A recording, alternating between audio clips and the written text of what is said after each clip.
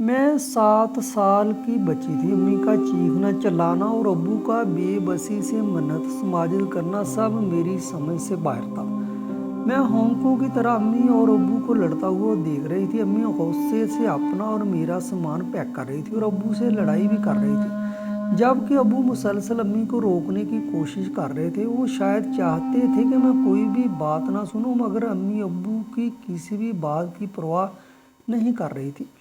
मुझे बस अम्मी की यही बातें समझ आई कि अब्बू ने अम्मी पर जुल्म किया था और अम्मी का दिल दुखाया था। उस वक्त मैं अब्बू को सर पकड़कर बेड पर बैठे देखा था।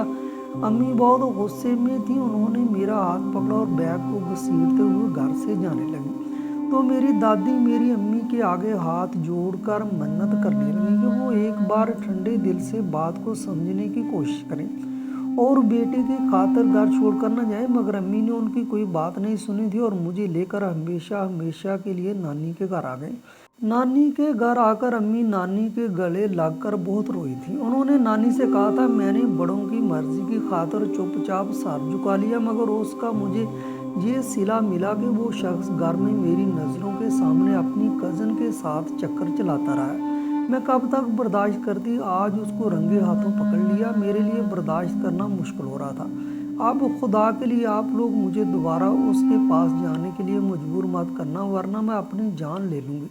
अम्मी की बात सुनकर नानी तड़प गई और फिर उसके बाद नानी अम्मी की डाल बन गई। जब मेरे मामू ने अम्मी को समझाकर वापस भेजना चाहा तो नानी ने दोनों मामूओं को आड़े हाथों लिया और बोलने लगी, अगर ये जुल्म तुम्हारी बेटी के साथ होता तब भी तुम दोनों यही करते जो अपनी बहन के साथ कर रहे हो। खुदा से डरो, अब तुम ही उसके वारिस हो। मेरी बच्ची ने गुजारा किया था, अब इतना खुल्म खुल्ला बेहयाई पर वो कैसे चुप रह सकती है। और मैं कहूँगी बिल्कुल ठीक कि ऐसे माहौल में रहकर उसकी मासूम बेटी भी ख़राब हो जाती है। भला एक बच्चे की ज़िंदगी नॉर्मल कैसे हो सकती है जब उस घर में रहते हुए अपने बाप की ऐसी करतूतें देखे। उस रोज़ तो मामू चुप हो गए। वो चाहते थे कि नानी का गुस्सा ठंडा हो जाए तो वो दोबारा उस बारे में बात करने की कोशिश करेंगे, मगर उसकी नौबत ही नहीं आई। अगले रोज़ जब बड़े मामू ने सुना मेरे अब्बू ने दूसरी शादी कर ली है तो उनको अम्मी की बात पर एतबार आ गया। उन्होंने उसी वक्त अदालत में खुला का केस दायर कर दिया। दादी ने बहुत कोशिश की थी अम्मी तलाक ना लें और वापस घर आ जाएं, मगर अम्मी की ना हाँ में नहीं बदली थी। सिर्फ इतना ही नहीं, अम्मी ने मुझे भी उनके हवाले करने से साफ इनकार कर दिया था। मैं सारी सूरत हाल से इतनी परेशान हुई कि बीमार हो गई थी। मुझे अपने अब्बू याद आते थे। मुझे उनसे बहुत प्यार था। मैं उनकी लाडली बेटी थी। अम्मी की निस्बत में अपने अब्बू के करीब थी और शायद मैं अब्बू के साथ चली भी जाती, मगर नानी मुझे समझाती थी कि तुम्हारे बाप ने तुम्हारी अम्मी पर जुल्म किया और दूसरी शादी कर ली। अब अगर तुम गई तो तुम्हारी सुतीली अम्मी तुमको मारेंगी और घर के काम कराएंगी और तुम्हारा बाप भी तुम पर जुल्म करेगा। ये सुनकर मैं सहम गई और मुझे अब्बू से डर लगने लगा था। इसलिए जब अब्बू ने भी मुझे अपने साथ ले जाना चाहा तो मैंने साफ इनकार कर दिया। और जब हर तरह के हरबे आजमाने के बाद भी अब्बू मुझे हासिल नहीं कर सके तो उन्होंने कोशिशें तर्क कर दी और दोबारा कभी भी मुझे लेने नहीं आए।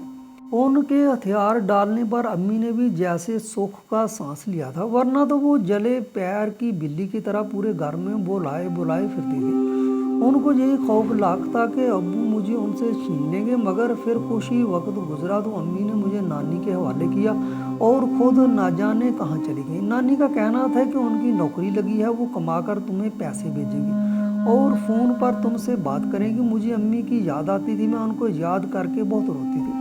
मैं अम्मी से कहती थी कि मुझे आकर ले जाएं, मगर अम्मी मुझे बहला देती थी। उनके जाने के बाद सबका रवैया मेरे साथ बहुत अजीब हो गया था। मुझे मानिया मुझे कुछ भी नहीं कहती थी, मगर अब वो बात बात पर मुझे डांटने लगी थी। मामू भी मुझसे बेजार नजर आते थे और तो और नानी ने भी मेरी परवाह करनी छोड़ दी थी। मैं हैरान होती थी ऐसी कौन सी नौकरी थी जिस पर अम्मी मुझे साथ नहीं रख सकती थी। मगर जल्द ही ये राज भी खुल गया।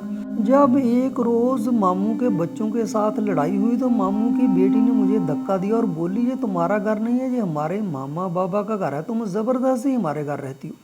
तुम्हारे बाबा और मामा ने तुम्हें फेंक दिया, उन्होंने शादी कर ली है और अब वो तुम्हें अपने साथ नहीं लेकर जाएंगे। मैं अपने कज़नों की बात से बहुत परेशान हुई थी और रोती हुई बड़े मामू से उनकी बेटी की शिकायत लगाई। तो मामू से पहले ममानी बोली, तुम इतनी भी छोटी बच्ची नहीं हो जो बात को ना समझ सको। ठीक ही तो कहा है, तुम्हारी माँ ने और शादी कर ली है और अब वो कभी वापस नहीं आएगी और ना तुम्हारी परवाह है। ये तो तुम्हारे बाप की जिद में तुम्हें इससे छीना और खामखा अपना बोझ हमारे सर पर डाल दिया। मुझे गुस्से से कहते हुए आखिर में ममानी बड़बड़ाई और उनकी बातें मेरे दिल में खंजर की तरह लगी थी। मैं ये बात बर्दाश्त नहीं कर पा रही थी कि अब्बू की तरह मेरी अम्मी ने भी शादी कर ली है और मुझे छोड़कर चली गई हैं। उस रोज़ मैं बेतहाशा रोई थी, मगर मुझे चुप कराने वाला कोई नहीं था। अम्मी ने शादी कर ली थी और शादी के बाद बस गिनती के 3 चक्कर लगाए थे। उसके बाद दोबारा उन्होंने कभी भी नानी के घर का रुख नहीं किया था और पहले तो वो फ़ोन पर बात कर लिया करती थी, लेकिन धीरे धीरे उनकी कॉल्स आना भी बंद हो गई। अब्बू तो पहले ही मेरी तरफ से मायूस हो चुके थे और अब अम्मी ने भी मुझसे हमेशा के लिए अपने सारे ताल्लुक ख़त्म कर लिए थे। मैं एकदम से सहम गई थी और चुप चुप रहने लगी थी।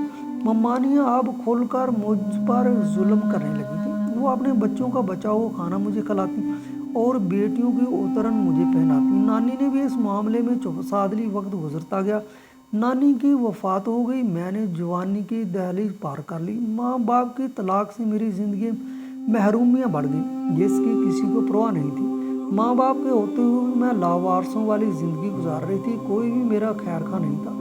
बस मामू ने मुझ पर इतनी मेहरबानी की थी कि कभी भी मुझे पढ़ाई करने से नहीं रोका और मम्मानियों ने भी इस बात पर कोई एतराज़ नहीं उठाया था। जब मैं FA के पेपर देकर फारग हुई थी तो पहली बार मेरे दिल में ये कसक जागी कि काश अब्बू एक बार आकर मुझे अपने साथ चलने का बोले, बिल्कुल वैसे ही जैसे वो बचपन में आया करते थे। मैं उनके साथ चली जाऊंगी। मुझे इतना तो यकीन था कि उस घर में अगर सौतेली माँ जालिम होगी भी सही तो दादी और अब्बू का प्यार मेरे लिए बहुत होगा। दोनों ही मुझसे बहुत प्यार करते थे, मगर शायद मैंने अपने अब्बू को नाराज़ कर दिया था, इसलिए वो कभी भी लौट कर नहीं आए थे और ना ही कभी मुझसे राब्ता करने की कोशिश की थी। मैं बचपन से ही बहुत हसीन थी, सुनहरी लंबी जुल्फ़ें और गुलाबी रंगत पर बड़ी बड़ी आंखें बहुत भली मालूम होती थी। मेरी ममानी और मेरी कज़नें मेरे हुस्न से खाइफ रहती, जबकि बड़े मामू का बेटा मुझ पर फिदा हो गया था। वो हाल ही में इस्लामाबाद से MBA की डिग्री हासिल करके वापस आया था। जब वो पढ़ने के लिए गया था उस वक्त मैं 14 साल की छोटी लड़की थी और अब मैं 19 साल की हसीन दोशीज़ा के रूप में ढल चुकी थी। यही वजह थी कि जब मेरा कज़न आया और उसकी नज़र मुझ पर पड़ी तो वो पलकें झपकना भूल गया। मैंने अपने कज़न की आंखों में अपने लिए पसंदीदगी साफ महसूस की थी, मगर मुझे इस बात से फ़र्क नहीं पड़ा था। मैं पत्थर दिल हो चुकी थी। मगर कुछ ही वक्त में मेरे कज़न रोहेल ने मेरे दिल में अपनी पसंद जगा दी थी। वो मेरा बहुत ख्याल किया करता था और मुझसे बहुत इज्जत से पेश आता था। उसने वाज़े तौर पर ये बावर कराया था कि वो किसी के दबाव में आने वाला नहीं है और मेरी खातिर अपने वालिदैन से टक्कर लेगा। कोई भी उसे रोकने की जरूरत नहीं कर सकता और फिर ये कि वो मुझसे शादी करके मुझे अपने साथ इस्लामाबाद ले जाएगा। रोहेल की बातों ने मुझे अंदर तक सरशार कर दिया था। मैं खुद को खुशकिस्मत समझने लगी थी कि ख़ानदान का सबसे पढ़ा लिखा और होनहार लड़का मुझे मिलने वाला था और फिर उस बात की भी खुशी थी कि जिस औरत ने सारी ज़िंदगी मुझे अपने जूते की नोक पर रखा और नौकरियां से ज़्यादा कुछ नहीं समझा था, वही औरत मुझे इज्जत देने पर मजबूर हो गई जब उसका बेटा उसकी आंखों के सामने मेरा हाथ थाम कर मुझे इस्लामाबाद ले जाएगा। रोहेल को जब मौका मिलता वो मेरे पास आकर अपनी मोहब्बत का इजहार करता और मुझे मुस्तकबिल के सुहाने ख्वाब दिखाता। मैं शर्मा कर खुद में सिमट जाती थी। उसके जुबानी बातें मुझे बहुत अच्छी लगती। मैं बहुत मोहब्बत और मान से रोहेल के सारे काम किया करती थी। अब मुझे ममानियों के रवैये भी बुरे नहीं लगते थे और ना ही मेरी कज़नें हद तक अमीज़ लहजे अजियत देते। मैं खुशी खुशी हर बात को सहने लगी कि बस कुछ वक्त की बात है, फिर रोहेल की नौकरी लगेगी तो मेरी भी तकलीफ भरे दिन दूर हो जाएंगे। नमानी मेरे बदलते रवैये पर हैरत का शिकार थी। कहाँ मैं हर वक्त मुरझाई रहती थी और मेरी आंखों में पानी रहता था और अब हर वक्त मेरे चेहरे पर लाली बिखरी रहती और मेरे लबों पर धीमी सी मुस्कुराहट सजी होती। वो मुझे कोई भी सख्त बात करती तो मैं पहले की तरह रोती नहीं थी, बल्कि खामोशी से उनकी बातें सुनती। उस बात ने मेरी ममानियों को हैरत में डाल दिया। उनको मेरी दिमागी हालत पर शुबा होने लगा था और उनकी सोच जानकर मुझे बहुत हंसी आती। मैं दिल ही दिल में उनकी कैफियत का मजा लेती थी, और जब उनको असल बात पता चलेगी तो इन्हें कितना बुरा लगेगा। छोटी मानी का तो बहुत ही बुरा हाल होगा जब वो एक मामूली सी लड़की को रोहेल की दुल्हन बनता हुआ देखेगी, क्योंकि वो अपनी बेटी को रोहेल की दुल्हन बनाना चाहती थी और बड़ी मानी भी यही चाहती थी। मगर रोहेल ने दोनों औरतों के अरमानों पर पानी फेरा हुआ था और वो हकीकत से बेखबर मुस्तकबिल की प्लानिंग में मसरूफ थी। इन दोनों औरतों ने मेरी ज़िंदगी बहुत जीर्ण की थी। मेरा बचपन मुझसे छीना था। घरों में नौकरों की फौज होते हुए मुझसे सारे काम कराए और हमेशा अपनी बेटियों की उतरन पहनाई थी। अब इतनी सजा तो बनती थी जब वही लड़की खानदान की सबसे बड़ी बहू बनने वाली थी। ममानू के बरक्स छोटी ममानी की बेटी अलीना बहुत ही तेज तरार और चालाक लड़की थी। उसने बहुत बारीक बीनी से मेरे बदलते रूप का जायजा लिया था और खटक गई थी कोई ना कोई गड़बड़ जरूर थी जो मैं इस तरह अचानक से बदल गई। वो मेरी टोह में लगी रहती और एक बार तो मुझसे पूछ भी लिया, आखिर ऐसा कौन सा कारून का खजाना तुम्हें मिला है कि तुम एकदम से इतनी खुश रहने लगी हो, वरना तो हर वक्त तुम्हारे मुंह पर 12 बजे रहते थे और शक्ल ऐसी बनाई होती जैसे महारानी पर बहुत ज्यादा जुल्म हो गया। मगर अब तो तुम्हारे अंदाज ही बदल गए हैं और ये तब से हुआ है जब से रोहेल वापस आया। कहीं तुम्हारे इस बदलते रवैये के पीछे रोहेल तो नहीं है? अलीना के इतने दुरुस्त तजिए पर मेरी आंखें खुली की खुली रह गई। मुझे उससे शदीद खौफ महसूस हुआ था। मैं थर थर कांपने लगी थी कि अगर उसको सच्चाई का इल्म हो गया तो मैं हरगिज़ नहीं चाहती कि ऐसा कुछ हो, क्योंकि रोहेल ने मुझे मना किया था कि अगर शादी की बात चलने से पहले इस बात का किसी को पता चला तो वो मुझसे दूर हो जाएगा और अपनी अम्मी की पसंद की हुई लड़की से शादी कर लेगा। रोहेल की ये धमकी मेरी जान लेने के लिए बहुत थी। मैंने सारी ज़िंदगी इंतहाई महरूमी में सिसक सिसक कर गुजारी थी। अब मुश्किल से तो रोहेल के नाम पर मुझे ज़िंदगी का मज़ा मिलने वाला था। अगर वो भी मेरे हाथ से चला जाता तो मैं जीने के काबिल नहीं रहती, और फिर ये हकीकत जान लेने के बाद ममानियों का रवैया मेरे साथ मज़ीद बदतर हो जाएगा। बड़ी ममानी तो वैसे भी मुझसे बहुत खार खाए रहती थी। अक्सर ही बड़े मामू से कहती, मैं तो कहती हूँ जो भी अंधा काना रिश्ता आए अपनी बांजी को उसके साथ रुखसत करो। मैं उसकी जिम्मेदारी से थक गई हूँ, जवान हो गई है और जिन माँ बाप का खून उसकी रगों में दौड़ रहा है, मुझे तो डर है जी कोई रंग ही ना दिखा दे। अगर ऐसा कुछ हुआ तो हमारी बहुत ज़्यादा रसवाई होगी और तुम पछताते रह जाओगे। ममानी की बातें मेरा दिल चीर लेती। वो मेरे वालिदैन को बदकिरदार कहती थी और सिर्फ इतना ही नहीं, उनका कहना था कि मैं भी अपने माँ बाप की तरह बदकिरदार लड़की हूँ। हालांकि मैं ऐसी नहीं थी। मैंने सारी ज़िंदगी बहुत संभल कर गुजारी थी, कभी भी किसी लड़के की तरफ आंख उठाकर नहीं देखा था, हमेशा खुद को संभाल कर रखा। ये तो रोहेल था जिसने मुझे अपनी तरफ मुतवज्जो किया था। उसके साथ मैंने भी कोई गलत ताल्लुकात नहीं बनाए थे, ना ही कभी उसके साथ अफेयर चलाने की कोशिश की। जब भी रोहेल मेरे साथ कोई बात करता तो मैं शर्मा कर वहाँ से हट जाती थी। मैं इस ज़िंदगी से तंग आ चुकी थी। अगर मेरे माँ बाप ने कुछ गलत भी किया था तो उसकी सज़ा मुझे दी जा रही थी, जो कि सरासर ज़्यादती थी।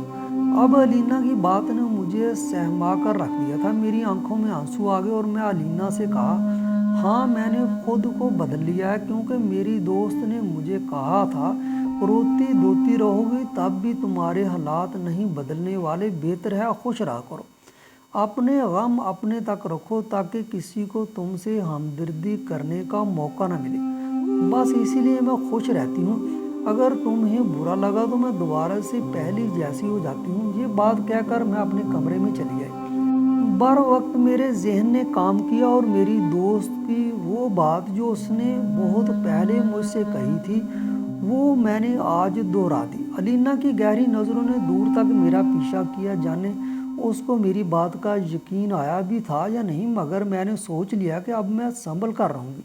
मैं रोहेल को खोना नहीं चाहती थी। फिर मौका मिलते ही मैंने रोहेल को ये बात बताई तो वो भड़क गया और मुझे कहने लगा, संभल कर रहा करो, खबरदार किसी को इस बारे में मालूम नहीं होना चाहिए, वरना मुझसे बुरा कोई नहीं होगा। मैं चाहता हूँ कि जब तक हमारी शादी नहीं हो जाती किसी भी किस्म का कोई मसला खड़ा ना हो। अगर ये बात खुली तो अम्मी तुम्हारी शादी किसी भी XYZ से करा देंगी। मैं भी नहीं रुकूंगा। अब जाओ यहाँ से, मेरे दोस्त आने वाले हैं।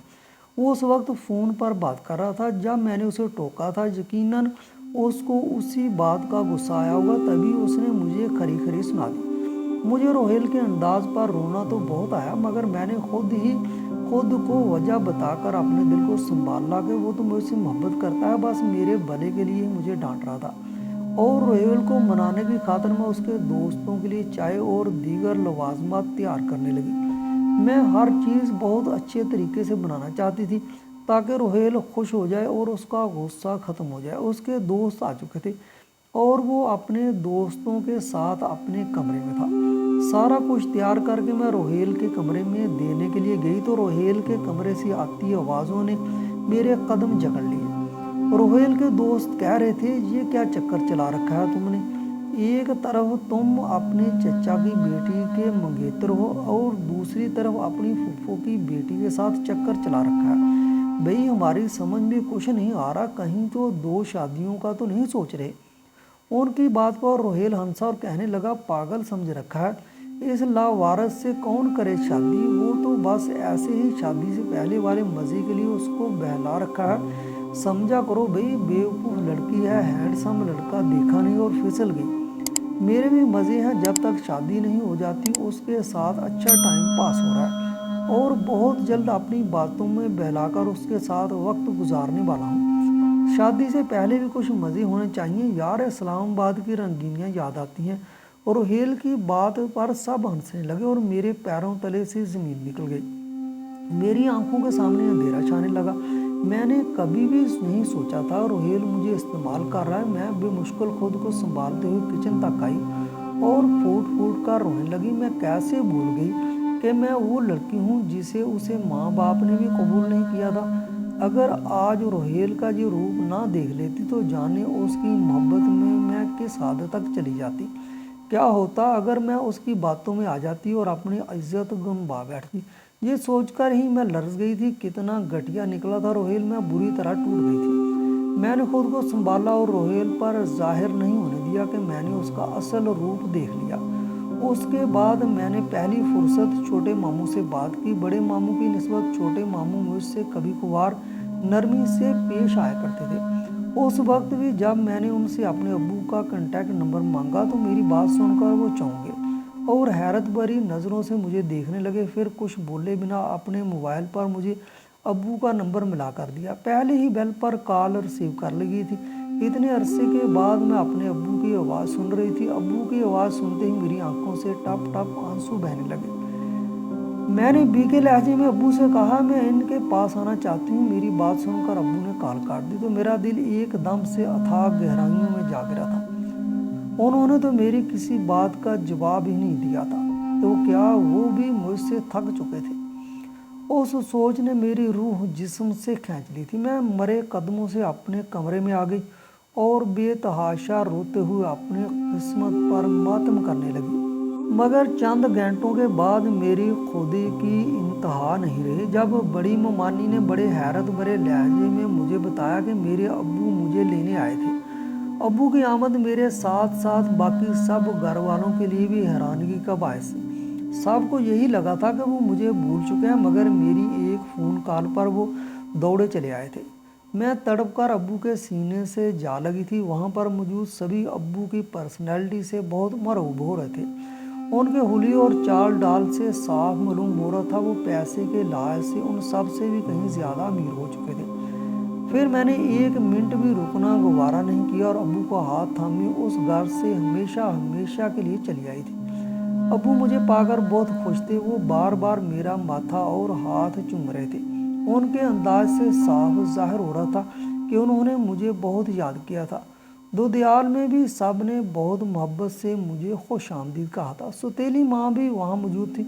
मेरी सोच के बरक्स उसने मुझे सीने से लगाया और खूब प्यार किया।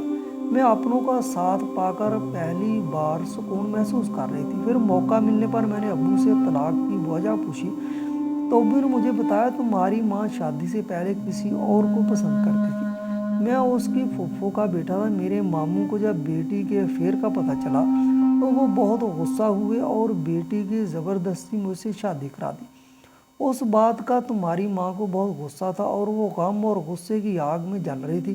اس نے مجھے کوئی قبول ہی نہیں کیا تھا، مگر میں نے ماموں کے وعدے کی لاج رکھی اور ہر ممکن کوشش کی کہ تمہاری ماں مجھے قبول کر لے، مگر شادی کے 7 سال بعد بھی میں اس کا دل نہیں جیت سکا۔ ماموں کی وفات کے بعد تو اس عورت کو جیسے موقع مل گیا مجھ سے جان چھڑانے کا، وہ مجھ سے جھگڑنے لگی تھی۔